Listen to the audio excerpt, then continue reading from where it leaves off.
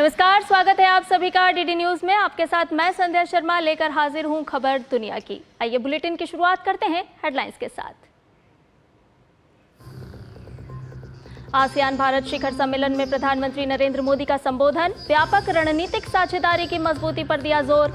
Japan और New Zealand के समकक्षों के साथ बैठक में द्विपक्षीय सहयोग पर चर्चा।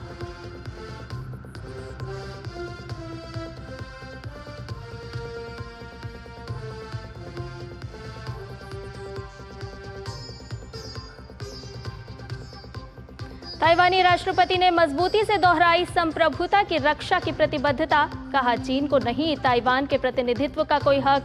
चीन बोला, ताइवानी संप्रभुता जैसी कोई चीज है ही नहीं।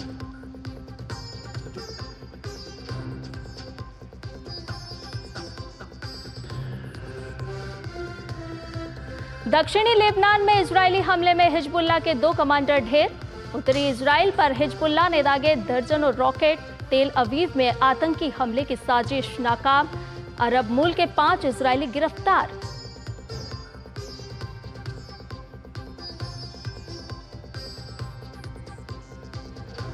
मिल्टन तूफान से अमेरिका के फ्लोरिडा में भारी तबाही। बिजली आपूर्ति बाधित होने से अंधेरे में डूबे 30 लाख घर। कई इलाकों में रिकॉर्ड तोड़ बारिश से भीषण बाढ़। कई लोगों की गई जान।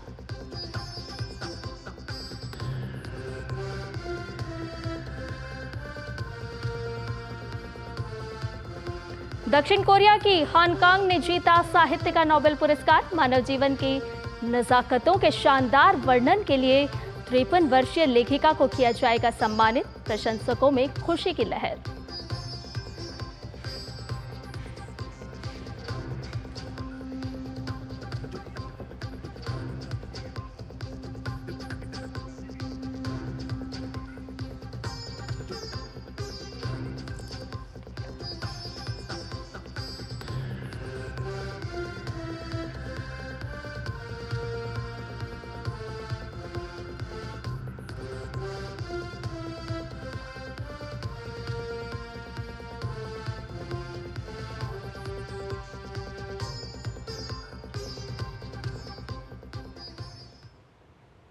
और आइए अब खबरों को जानते हैं विस्तार से। हम कब्जे या अतिक्रमण के हर प्रयास का प्रतिरोध करेंगे और अपनी संप्रभुता को खत्म नहीं होने देंगे, ये कहना है ताइवान के राष्ट्रपति विलियम लाई चिंग-ते का। उन्होंने अपने संबोधन में 2 टूक कहा कि ताइवान के लोगों का प्रतिनिधित्व करने का कोई अधिकार चीन को नहीं है। ताइवान के राष्ट्रीय दिवस पर वहां के राष्ट्रपति विलियम लाई चिंग-ते का चीन के लिए संदेश 2 टूक था। कब्जे या अतिक्रमण के किसी भी प्रयास का प्रतिरोध करेंगे और अपनी संप्रभुता को खत्म नहीं होने देंगे। ताइपे में विशाल परेड के लिए उमड़ी भीड़ को संबोधित करते हुए राष्ट्रपति विलियम लाई चिंग-ते ने स्पष्ट किया कि चीन को ताइवान के लोगों का प्रतिनिधित्व करने का कोई अधिकार है ही नहीं। राष्ट्रपति के तौर पर मेरा मिशन यह सुनिश्चित करने का है कि हमारा देश आगे बढ़े और 2 करोड़ 30 लाख लोग एकजुट हों। चीन का दावा है कि ताइवान उसी का अलग हुआ हिस्सा है जिसे वो फिर से खुद में मिलाएगा। वहीं ताइवान खुद को स्वतंत्र और संप्रभु देश मानता है और चीनी बयानबाजी को खारिज करता आया है। पश्चिमी देश भी ताइवान को हथियाने की चीनी साजिश को अस्वीकार्य बताते रहे हैं। ताइवानी राष्ट्रपति के ताजा संबोधन की गूंज बीजिंग तक सुनी गई। चीन इस बयान से ऐसा तिलमिलाया कि धमकियां देने पर उतर आया और यहां तक कह दिया कि ताइवान की संप्रभुता जैसी कोई चीज है ही नहीं। ये सच्चाई नहीं बदल सकती कि जल संधि के दोनों ओर के हिस्से एक चीन का हिस्सा हैं, जिन्हें फिर एक होने से नहीं रोका जा सकता। आजादी की बातें बंद गली में जाने जैसा है। ताइवान पर धौंस जमाने के लिए चीन पिछले कई वर्षों से आक्रामक रवैया दिखाता रहा है। चीनी लड़ाकू विमान ताइवानी हवाई क्षेत्र में घुसपैठ करते रहे हैं। साथ ही चीनी बयानबाजी भी सामने आती रही है। इसके बावजूद ताइवान का साफ कहना है कि वो इन गीदड़ भभकियों में नहीं आने वाला। पिछले सप्ताह ही राष्ट्रपति विलियम लाई चिंग-ते ने कहा था कि चीन ताइवान की मातृभूमि हो ही नहीं सकता, क्योंकि ताइवान की सरकार की स्थापना 1911 में ही हो गई थी, जबकि चीन का मौजूदा वामपंथी शासन 1949 में सत्ता में आया है। तो ताइवान नहीं डरने वाला है गीदड़ भभकियों से, और इस पूरे विषय पर विस्तार से बातचीत करने के लिए हमारे साथ हमारे विशेषज्ञ मेहमान जुड़ चुके हैं। हमारे साथ जुड़ चुके हैं भारतीय सेना के वरिष्ठ अधिकारी लेफ्टिनेंट जनरल संजय कुलकर्णी जी। संजय जी, बहुत स्वागत है आपका। आपसे जानना चाहेंगे कि चीन एक तरफ कहता है कि ताइवान जो है वो हमारा अभिन्न अंग है, लेकिन ताइवान की तरफ से स्पष्ट तौर पर एक बार फिर कह दिया गया कि संप्रभुता के साथ कोई समझौता नहीं। आपसे समझना चाहेंगे इस पूरे तनाव के बारे में। बहुत बहुत धन्यवाद। मैं कहूँगा ताइवान के जो राष्ट्रपति हैं विलियम ली, उन्होंने बिल्कुल ठीक कहा है, क्योंकि जिस प्रकार से जापानियों ने चीन के ऊपर काफी सालों तक राज किया, और जब जापानी वहां से बाहर निकले तो उन्होंने ताइवान जो है उन ताइवानीज को दिया ना। किसको दिया? ताइवानीज यानी रिपब्लिक ऑफ चाइना को दिया।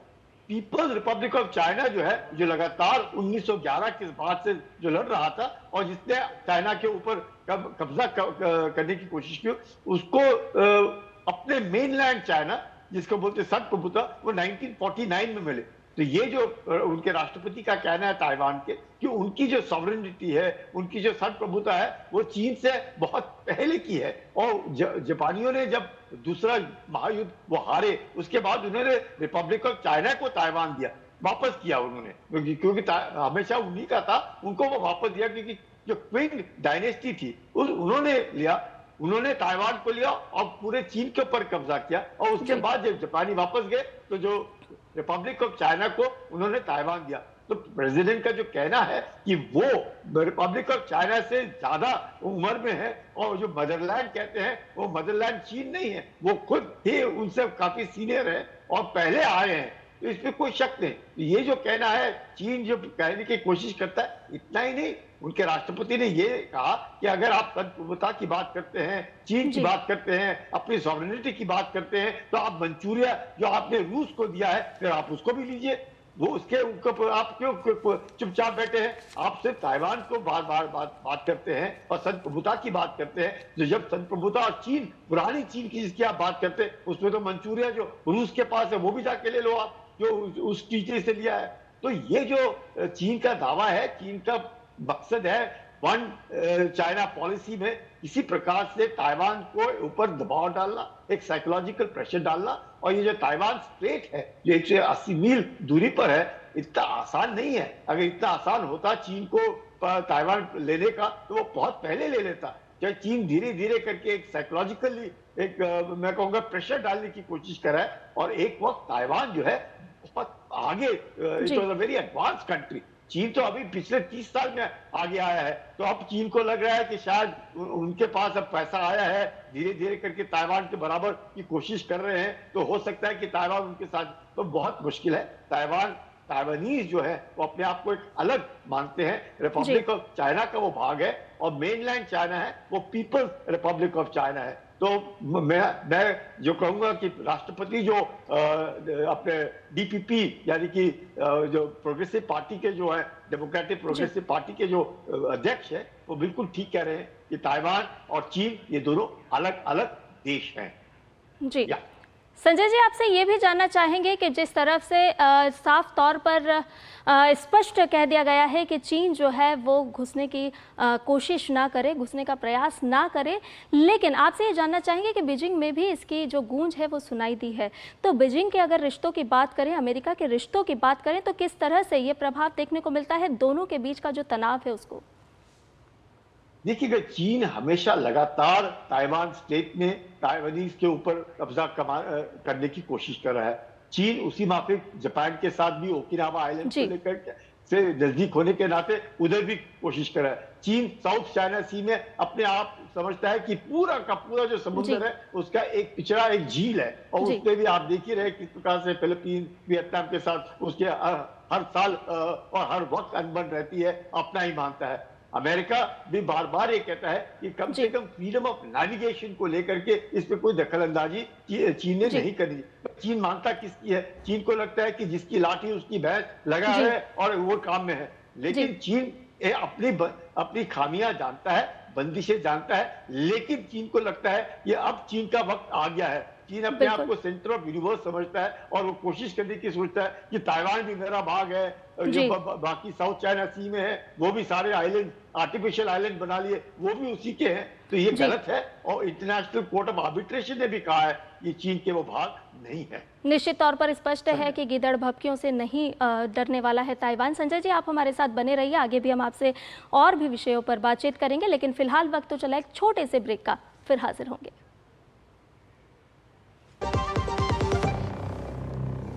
सारी छुर्रियां भर देती हैं, दीवार हमवार कर देती हैं। तो पुट्टी भर ले, हाँ पुट्टी भर ले। वंडर वॉल पुट्टी दे एक परफेक्ट फिनिश। जिंदगी की हर छोटी बड़ी जरूरत के लिए आप जो सपने सजाते हैं, बस उसी उम्मीद को तो हम सहारा लगाते हैं। SIP आपकी सेविंग्स को आपकी खातिर काम पर लगाएगी। आज ही अपनी पहली SIP की शुरुआत करें। अधिक जानकारी के लिए अपने वित्तीय सलाहकार से परामर्श करें। LIC म्यूचुअल फंड द्वारा निवेशक शिक्षा की एक पहल। म्यूचुअल फंड निवेश बाजार के जोखिम के अधीन है। योजना से संबंधित सभी दस्तावेजों को ध्यान से पढ़ें। मैडम, राजमा चुटकी में पकेगा। अच्छा, लिख के दीजिएगा। लिख के तो बेस्ट चावल खुल के खिलेगा। लिख के दे दो। क्या मैडम? आशीर्वाद आटा फुलका ऐसे फूलेगा कि आप फूले नहीं समाएंगी। ये खुद लिख के दे रहे हैं, स्कैन कीजिए। क्वालिटी सर्टिफिकेट, 100% आटा, 0% मैदा, 40 से भी ज्यादा टेस्ट, गेहूं पे, रोटी औरों से ज्यादा नरम। आशीर्वाद आटा, क्वालिटी का वादा, लिख के ले लो। सर, आप बहुत लकी हैं कि आपके बेटे ने हेल्थ इंश्योरेंस और बाकी सारी फॉर्मेलिटीज टाइम से पूरी कर दी है। मेरा बेटा?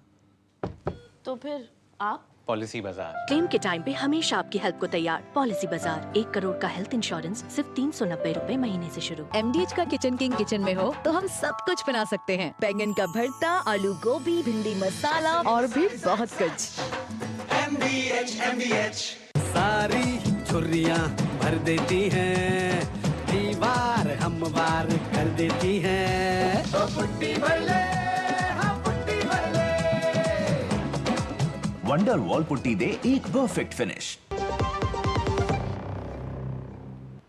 और ब्रेक के बाद खबर दुनिया में आपका एक बार फिर से स्वागत है। आइए खबरों में बढ़ते हैं आगे और आपको बता दें कि गाजा में हमास के आतंकी ठिकानों को निशाना बनाने के साथ साथ लेबनान और सीरिया में भी इजरायली सेना के हवाई हमले जारी हैं ताकि हिजबुल्लाह की कमर तोड़ी जा सके। अपने मंसूबों में बहुत हद तक इजरायल को सफलता भी मिलती दिख रही है। हिजबुल्लाह इस भीषण कार्रवाई से बुरी तरह प्रभावित हुआ है। इजरायली सेना का 3 मोर्चों पर ताबड़तोड़ सैन्य अभियान जारी है। गजा में हमास के आतंकी ठिकानों को निशाना बनाने के साथ साथ लेबनान और सीरिया में भी ताबड़तोड़ हवाई हमले किए जा रहे हैं। लक्ष्य है हिजबुल्लाह की कमर तोड़ना। दक्षिणी लेबनान में ऐसे ही हवाई हमलों में हिजबुल्लाह के 2 कमांडर ढेर किए गए। उत्तरी इजराइल पर लेबनान की सीमा से हुए सैकड़ों मिसाइल हमलों में इन दोनों का हाथ था। हिजबुल्लाह इस भीषण कार्रवाई से बुरी तरह हड़बड़ाया हुआ है। संगठन ने उत्तरी इजराइल को निशाना बनाते हुए दर्जनों रॉकेट दागे। वहीं दक्षिणी लेबनान में आमने सामने की लड़ाई भी जारी है।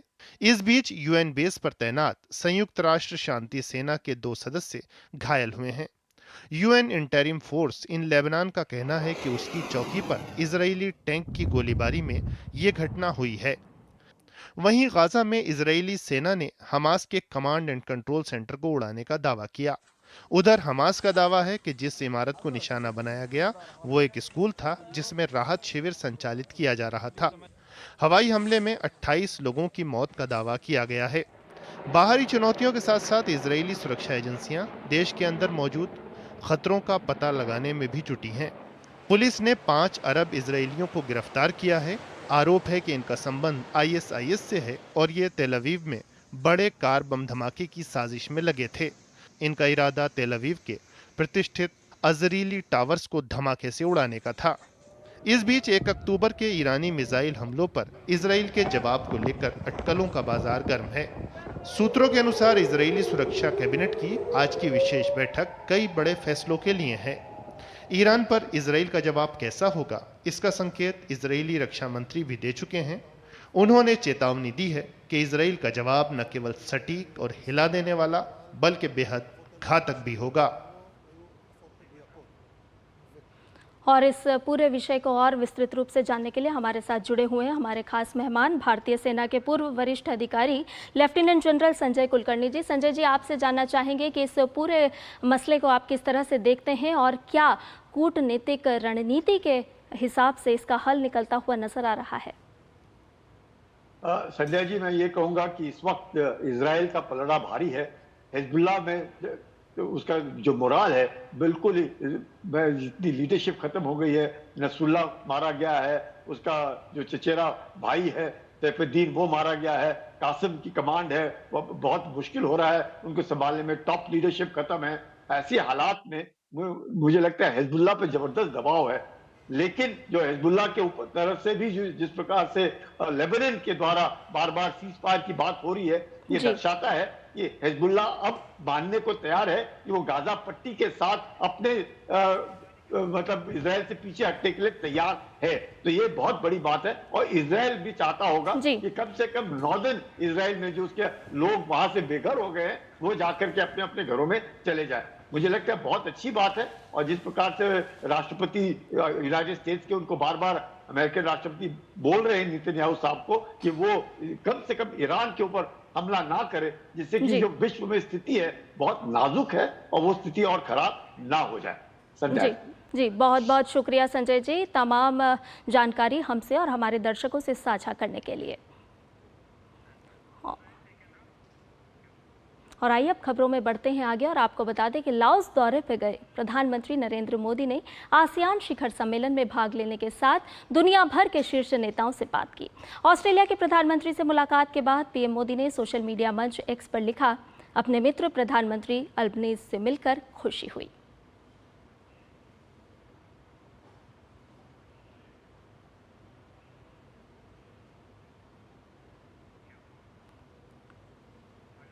पीएम मोदी ने मलेशिया के प्रधानमंत्री से मिलने के बाद खुशी जाहिर की। पीएम मोदी ने सोशल मीडिया मंच एक्स पर लिखा, प्रधानमंत्री अनवर इब्राहिम से बातचीत करना हमेशा खुशी की बात होती है। सम्मेलन में प्रधानमंत्री नरेंद्र मोदी ने यूरोपीय परिषद के अध्यक्ष से भी मुलाकात की। पीएम मोदी ने सोशल मीडिया मंच एक्स पर लिखा, यूरोपीय परिषद के अध्यक्ष चार्ल्स मिशेल के साथ बहुत अच्छी बातचीत हुई। वहीं पीएम मोदी ने फिलीपींस के राष्ट्रपति से मिलने के बाद खुशी जाहिर की। पीएम मोदी ने एक्स पर लिखा, फिलीपींस के राष्ट्रपति बोंगबोंग मार्कोस के साथ बहुत अच्छी बातचीत हुई है।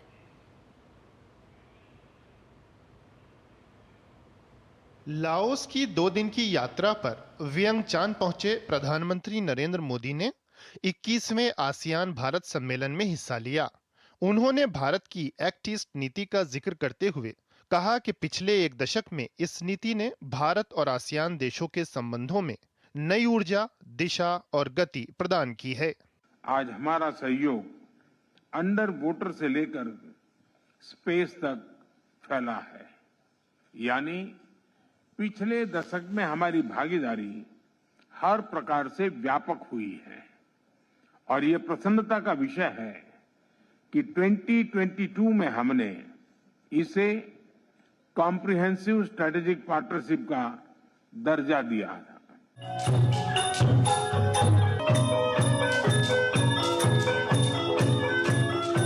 इससे पहले प्रधानमंत्री नरेंद्र मोदी ने लुआंग प्रबांग के प्रतिष्ठित रॉयल थिएटर में लाओ रामायण फ्रालाक फ्रालाम का अवलोकन किया।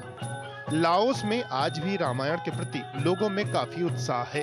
ये महाकाव्य दोनों देशों के बीच साझा विरासत और सदियों पुरानी सभ्यता के संबंध को दर्शाता है। रामायण देखने से पहले प्रधानमंत्री ने लाओ पीडीआर के central Buddhist the fellowship of organization के वरिष्ठ बौद्ध भिक्षुओं द्वारा एक आशीर्वाद समारोह में हिस्सा लिया।